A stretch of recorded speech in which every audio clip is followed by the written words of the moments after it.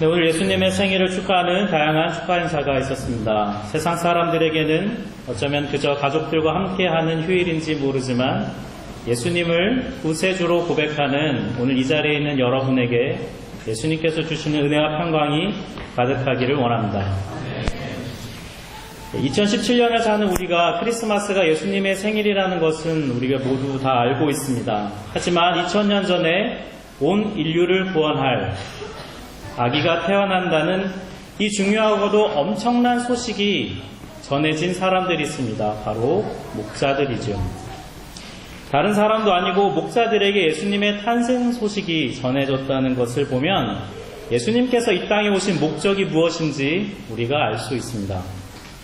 목축업을 하던 이스라엘이 가나안에 정착하면서 농업을 하게 되었고 점차 생업이 목축업에서 농업으로 바뀌었습니다. 그러면서 자연스럽게 가축을 돌보는 목축업은 경시하는 풍조가 생겨났어요. 왜냐하면 들판에서 잠을 자야 하거나 아니면 사나운 맹수를 만나서 싸워야 하는 그런 위험에 노출되는 것보다 농업은 훨씬 안정되고 세련된 직업이었기 때문입니다. 목축업이 사람들에게 무시되면서 자연스럽게 목자들도 사람들에게 무시되었습니다. 그 영향인지 목자들은 법정에서 증언도 할 수 없는 그런 신뢰받지 못하는 사람들이었습니다. 왜냐하면 이때 당시 목자들은 자기 소유의 양을 돌보는 것이 아니었습니다. 예루살렘 성전에 양을 공급하는 양 소유주가 있었고 이들은 예루살렘의 높은 땅값을 피해서 예루살렘 인근의 다른 지역에서 대량으로 양을 사육했습니다. 그러다 보니 본문에 나오는 목자들은 아마도 양의 소유주에게 고용된 급여를 받는 사꾼 목자였을 확률이 높습니다. 돈을 받고 일하는 목자들이다 보니까 위험한 일을 당하거나 어려움에 처하면 양들을 버리고 도망가기가 아주 종종 그런 일이 자주 있었습니다. 그러다 보니까 당시 사람들에게 자연스럽게 목자는 신뢰할 수 없는 사람이라고 하는 대표적인 아이콘이었습니다. 오죽하면 당시 기록에 의하면 목자에서 다른 직업으로 이직할 경우에 야, 그 사람 이제 회개했구나 라고 말할 정도였으니까.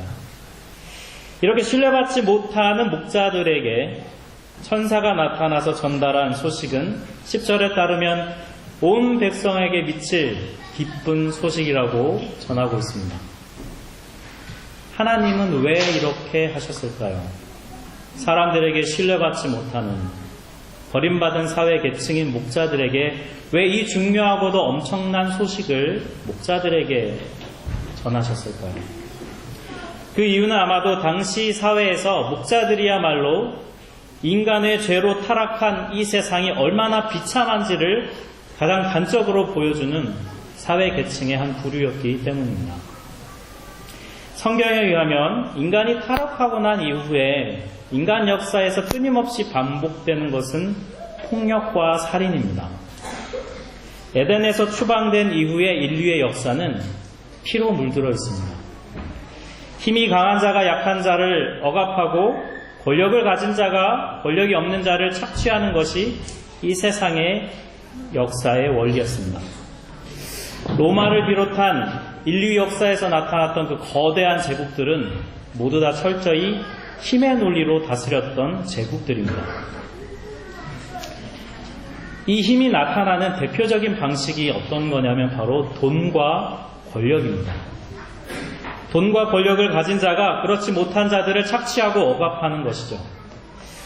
예수님 당시에 창녀, 노예, 거지 이런 사람들의 부류 다양한 사람들이 존재했는데 오늘 본문에 등장하고 있는 목자들 역시 그렇게 돈과 권력 앞에서 한없이 나약했던, 무기력했던 사람들인 것이죠. 하나님의 형상인 인간을 다른 인간이 착취하고 지배하는 것은 이 악한 사회 구조는 인간의 죄가 만들어낸 시스템입니다. 가장 비참한 시스템이죠. 그런데 지금 예수님은 인간의 죄가 만들어낸 그 악한 시스템의 가장 한복판으로 예수님께서 비집고 들어오고 계시는 것이죠. 가장 그 시스템의 밑바닥에 있는 목자들에게 예수 탄생의 기쁜 소식이 전해지고 있습니다. 인간의 죄가 가장 적나라하게 드러나는 그 삶의 자리. 구조적으로 가장 악한 이 사회의 모습을 단적으로 드러내주고 있는 그 사회 시스템의 가장 하위층에 있는 사람들에게 예수님께서 지금 들어오고 계신 것이죠. 아무도 바꿀 생각을 하지 않습니다. 오히려 돈과 권력에 순응하며 살아가고 있는 이 세상 속으로 예수님은 들어오셨습니다. 그리고 그 세상에서 가장 밑바닥에서 죄로 철저하게 물들어 있는 이 시스템 속에 오셔서 그것을 회복하시기 위해서 하나님이 사람이 되셨습니다. 죄에서 우리를 회복시키시는 이 하나님의 놀라운 섭리와 은혜가 오늘 예배하는 우리 가운데 임하기를 원합니다. 인간이 만들어낸 이 죄악된 사회 시스템 속에서 살아가는 오늘 우리에게 예수가 진정한 구원자이심을 선포하는 이 노래가 우리 가운데 회복되기를 원합니다. 이 갑작스런 천사의 등장과 이 엄청난 소식을 두려워하는 목자들에게 14절에 천사들의 찬송이 이어지고 있습니다. 로마 제국이 통치하던 이때 당시에 황제의 후계자가 태어나게 되면 시인들이나 노래하는 사람들이 왕궁에 가서 노래를 지어서 불렀다고 해요. 황제가 다스리는 이 땅의 평화와 축복을 이런 노래들을 그들이 지어 불렀습니다. 당시에 로마 황제였던 아우구스투스를 사람들이 평소에 찬양하는 메시지가 있었는데 바로 팍스 아우구스타라는 것이었습니다. 번역하면 무슨 말이냐면 아우구스투스의 평화 이런 뜻입니다. 모든 적군을 다 물리치고 전쟁을 마친 이후에 가져다 준 그 평화, 그것을 이룬 사람이 아우구스투스임을 칭송하고 찬양하는 메시지인 것이죠. 예수님은 팍스 아우구스타의 시대에 왕궁이 아닌 아주 초라한 곳에서 태어나셨습니다. 하지만 이분은 하나님이셨고 찬양받기 합당한 하나님이셨습니다. 그래서 하나님은 당신의 아들을 그 탄생을 기뻐하는 찬양을 천사들로 하여금 부르게 하고 계신 것이죠. 오늘 본문 13절과 14절은 바로 그 내용이 나오고 있습니다. 호련히 수많은 천군이 그 천사들과 함께 하나님을 찬송하여 이르되 지극히 높은 곳에서는 하나님께 영광이요 땅에서는 하나님이 기뻐하신 사람들 중에 평화로다. 여러분 이게 무슨 뜻일까요? 세상 왕을 향한 팍스 아우구스타의 이 시대에 황제가 아니라 진정한 왕이 예수 그리스도이심을 선포하며 팍스 크리스토스를 선포하고 있는 것입니다. 아우구스투스가 아니라 예수가 유일한 구원자임을 선포하고 있는 것이죠. 로마 황제인 아우구스투스가 준 평화와 예수 그리스도가 주는 평화는 다른 점이 있습니다. 아우구스투스는 힘으로 적군을 죽이고 얻은 평화입니다. 하지만 예수 그리스도는 적군이 아니라 자기 자신을 죽여 평화를 가져다 주고 있습니다.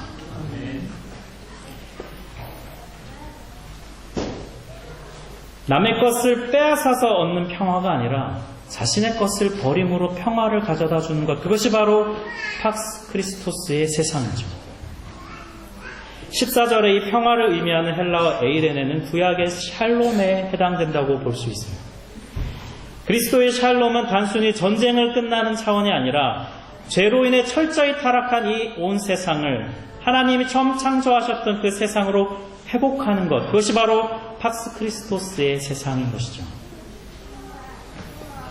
그것이 바로 팍스 크리스토스가 추구하는 모든 것을 회복하는 진정한 힘, 그것이 바로 그리스도의 평화입니다. 오늘 예배하는 우리 모두에게 이 팍스 크리스토스의 평화가 임하기를 간절히 원합니다. 이 샬롬의 선포를 들은 목사들이 어떻게 반응했을까요? 먼저 15절을 보면 그들이 천사들의 메시지에 대해 막 이야기하는 장면이 나오고 그들이 현장으로 빨리 가서 보자라고 결단합니다. 헛것을 보았구나 이렇게 넘겨버리지 않았다는 거예요. 이 놀라운 일을 직접 찾아가서 보고자 하는 감동이 이 목자들의 마음에 있었습니다. 그리고 이어지는 16절을 보면 이렇게 시작합니다. 빨리 가서. 이들은 천사들의 선포를 듣고 지체하지 않았어요. 그리고 이어져 그들은 아기를 찾아다녔습니다. 여기에 쓰여진 헬라어 단어 찾는다는 이 표현은 반복해서 찾는다 이런 의미를 갖고 있어요. 무슨 말이냐면 이들이 찾기 위해서 노력했다는 이야기입니다. 조금 찾아보고 없구나라고 우리가 헛것봤구나라고 포기한 것이 아니라 찾을 때까지 이들을 계속해서 찾아다녔다는 그런 의미를 가지고 있어요. 그 열심 끝에 그들은 아기 예수를 찾았고 그 가운데 있는 자들에게 자신들이 무엇을 보았는지 자기들이 왜 여기까지 왔는지 그들은 말하기 시작했습니다. 놀라운 일이 벌어졌는데요. 사람들이 목자들의 말을 믿었다는 거예요. 18절을 보니 듣는 자들이 놀랍게 여겼다라고 성경은 말씀하고 있어요. 아무도 믿어주지 않았던 목자들의 말을 믿은 겁니다. 더군다나 예수님의 어머니였던 마리아는 마음에 새기기까지 했어요. 신뢰받지 못했던 자들의 입을 통해 전해진 이 복음을 들으며 듣는 자, 전하는 자 모두가 다 기쁨 가운데 빠져들었던 것이죠. 이 모든 일의 결과가 어떻게 마무리되고 있는가? 오늘 20절이 오늘 본문의 마무리에 해당됩니다. 우리 20절 말씀 같이 한번 한 목소리로 읽도록 하겠습니다. 목자들은 자기들에게 이르던 바와 같이 듣고 본 그 모든 것으로 인하여 하나님께 영광을 돌리고 찬송하며 돌아가니라. 아멘. 13절, 14절에 행해졌던 천사들의 합창이 20절에 와서 목자들의 합창이 되었습니다. 목자들의 삶은요, 찬양할 수 없는 삶이었어요. 그들은 소외되었고, 그들은 무시되었고, 그들의 삶은 삶에 대한 냉소로 가득했던 그런 인생이었습니다.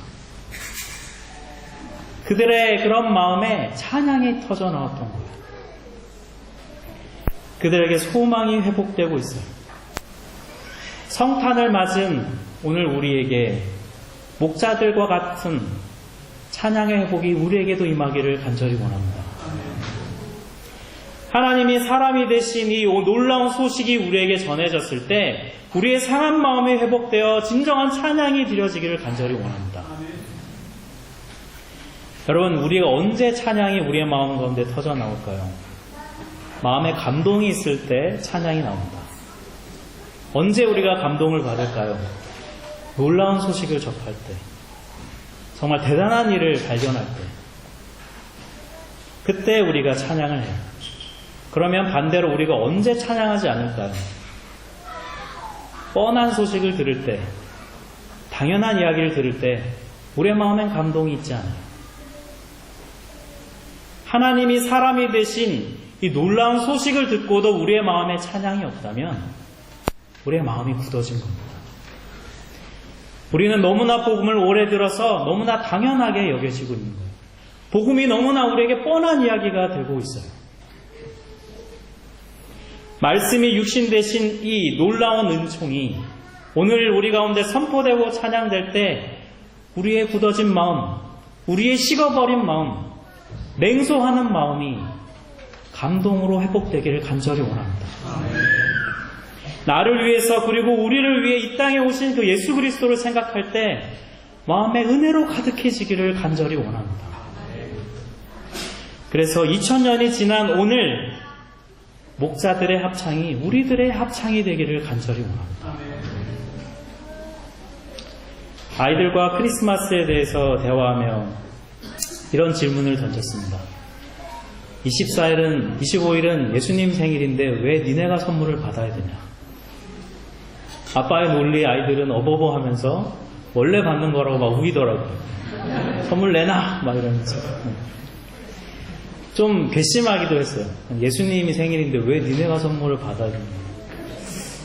그런 얘기를 쭉 농담 삼아 뭐 이렇게 주고받고 하면서 혼자 제가 던졌던 질문이 묵상이 되더라고요. 그런 생각이 좀 들었습니다. 사람들은 자기 생일날 자기 선물을 받는데 예수님은 자기 생일날 사람들에게 나누어 주시는구나. 예수님은 생일날도 받기보다 주시는구나. 계속 받고 계속 달라고 요구하는 우리이지만 그런 우리에게 예수님은 생일날마저도 우리에게 선물을 주시는구나. 죄송한 마음, 또 감사한 마음, 그런 마음이 들었습니다. 사랑하는 성도 여러분, 자신을 아낌없이 내어주신 이 기쁜 성탄절에 우리도 예수님께 우리의 삶을 드리기 원합니다. 그 예수님께 우리의 마음의 중심에 찬양을 드리기를 간절히 원합니다. 늘 주님께 받기에 익숙한 우리들이지만 오늘 이 하루 예수님이 우리를 위해 오신 이날 우리 정말 기쁨으로 주님을 찬양하기를 간절히 원합니다. 그래서 우리를 구원하기 위해 이 땅에 오신 그 예수님의 이름을 오늘 이 하루 함께 온전히 높여드리는 우리가 되기를 간절히 원합니다. 아멘.